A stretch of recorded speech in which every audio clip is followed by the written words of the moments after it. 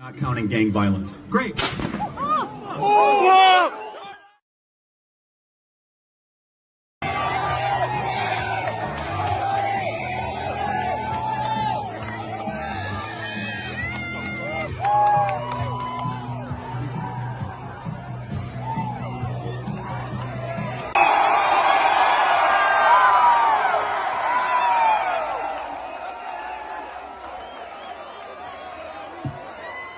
That's a lot of people, Utah, I'll tell you what.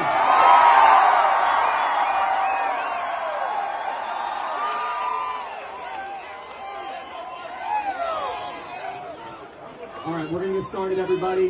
You know how it works. Question and answer. Also, thank you to Lane from roiby. That was great. Really appreciate it. And we're going to be here for a couple hours. Get comfortable. Bring the best libs that Utah has to offer.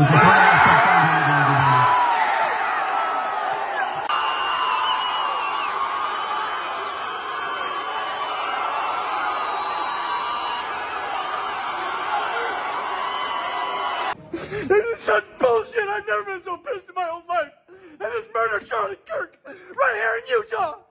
I'm so freaking pissed right now. This is bullshit. I just saw blood squirting out of his neck. I love that guy. He would have been our next president. I am so pissed right now. Why do they always come with fucking violence? To my great fellow Americans, I am filled with grief and anger at the heinous assassination of Charlie Kirk on a college campus in Utah. Charlie inspired millions, and tonight, all who knew him and loved him are united in shock and horror. Charlie was a patriot who devoted his life to the cause of open debate and the country that he loved so much, the United States of America. He fought for liberty, democracy, justice, and the American people. He's a martyr for truth and freedom, and there's never been anyone who was so respected by youth. Charlie was also a man of deep, deep faith, and we take comfort in the knowledge that he is now at peace with God in heaven.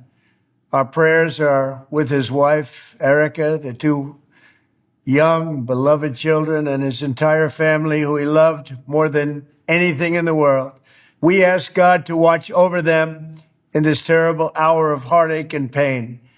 This is a dark moment for America. Charlie Kirk traveled the nation, joyfully engaging with everyone interested in good faith debate. His mission was to bring young people into the political process, which he did better than anybody ever, to share his love of country and to spread the simple words of common sense. On campuses nationwide, he championed his ideas with courage, logic, humor, and grace. It's a long past time for all Americans and the media to confront the fact that violence and murder are the tragic consequence of demonizing those with whom you disagree day after day, year after year, in the most hateful and despicable way possible. For years, those on the radical left have compared wonderful Americans like Charlie to Nazis and the world's worst mass murderers and criminals. This kind of rhetoric is directly responsible for the terrorism that we're seeing in our country today, and it must stop right now. My administration will find each and every one of those who contributed to this atrocity and to other political violence, including the organizations that fund it and support it, as well as those who go after our judges, law enforcement officials, and everyone else who brings order to our country.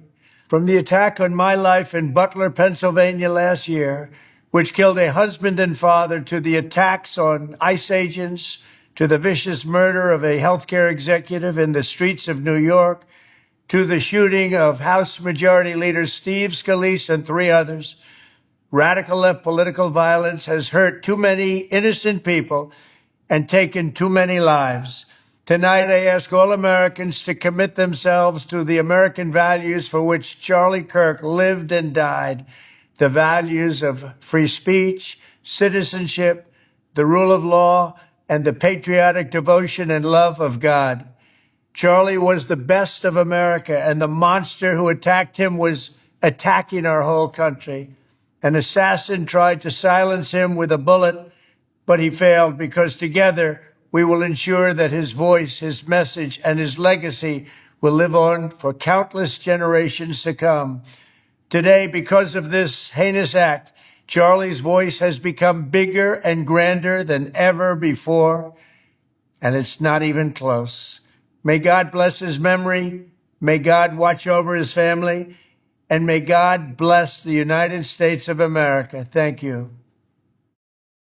And before people say, wear a bulletproof vest, again, he got shot in the neck. A bulletproof vest would not have saved Charlie Kirk, okay? Security did not save Charlie Kirk. The only thing that could have potentially saved Charlie Kirk from getting shot in the neck was if our administrations, prior to this one and this one as well, actually had reasonable gun control as a policy provision in the immediate aftermath of, I don't know, 100 other school shootings that took place. This is why I keep responding over and over again to people that go, hey man, why don't you get security? Hey man, why don't you get a vest? There's nothing. None of those things will save you. I think the first thing that we can just take from Charlie is that, yes, it's good to speak for what you believe in, but you also have to be careful because the people that disagree with you might feel a certain way, because I don't understand why they had to shoot him.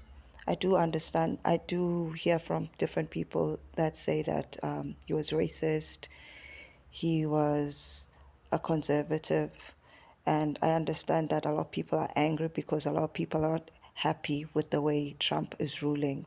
But at the same time, it's not noble, it's not right to take somebody's life. I don't think anybody has the right to take somebody's life. I think we all can be angry, we all can feel a certain way, but we all have to respect each other's lives. So that, I'm not gonna lie, that is very sad, because also from my own personal understanding as a Christian, I'm just asking myself if he did enough for God. If he was Christian, did he give his life to God? This is my own personal opinion as a Christian person, is did he give his life to God? Did he work for God? Did he bring souls into God's kingdom? I've seen him a few times, if I'm not mistaken, also talking about Christianity. I will not lie, when I saw his videos, I'd just watch a little bit and then keep it moving. And yeah, that's just pretty much of it. I'm just disappointed that somebody had to shoot him. That always bothers me when people take other people's lives, because as a Christian person, like I've said, I look at life as something that you have to bring in God's souls. You have to spread the gospel. You have to bring peace in this world that can be so gloomy. So to the people that killed him, I feel like they robbed him of his life. They also robbed his family. They just, they took so much from his children. Those are the people I'm also thinking about. That's what everybody's also talking about, his children. He had a whole family. As much as, yes, he was part of debating and a lot of people didn't like him. I've seen him in the one interview, in the one debate where he was talking to a young girl who was talking about wanting to go to varsity, and Charlie was talking about marriage, and a lot of people are angry that he was telling a young girl about marriage instead of empowering herself and going out to the world. But it doesn't mean that he should be shot, and yes, there are things that I also definitely disagree with that Charlie said. But like the man that was crying, that touched me when he said, why do people use guns instead of words? Nobody's got a right to take somebody's life. And it's just something that also exposes America. America really needs to deal with this gun violence. It's out of control. If it's not the school shootings, it's also now, people are being shot in broad daylight during a debate. Like, are you kidding me? So, I feel for his family, and I feel bad that his life was ended at such a young age, because he was only 32, And to the people, that don't like him, they also, this is life. people like, some people hate somebody, but we don't know what maybe he would have changed by the age of 40, you know, and still there would have been people that disagree with them. But it's just one of those things where, yes, I also didn't agree with everything Charlie said, but whatever happened to being neutral and just, if you don't agree with somebody, let me just keep it moving instead of shooting him. And I watched a video of a girl who said that the left now has to be really, really cautious. You know, the influencers, the left influencers, they have to make sure that they looking at the watching their back, because they never might know what's going to happen.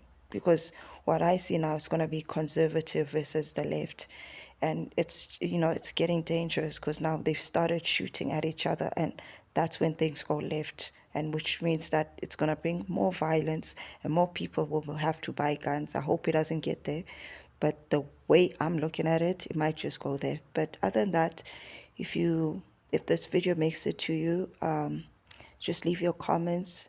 And also, if you're not saved, I'll add a salvation prayer at the end, because my channel, as much as I talk politics and I give out information about different parts of the world, I'm also pushing Christianity because I'm Christian. So I'll just leave a salvation prayer. If you feel like something is nudging you to listen, just, you know, listen and give your life to God, because this is a perfect example of that life is not in your hand. Your days are numbered, you know, your days are numbered. So I'll just leave it there and bye.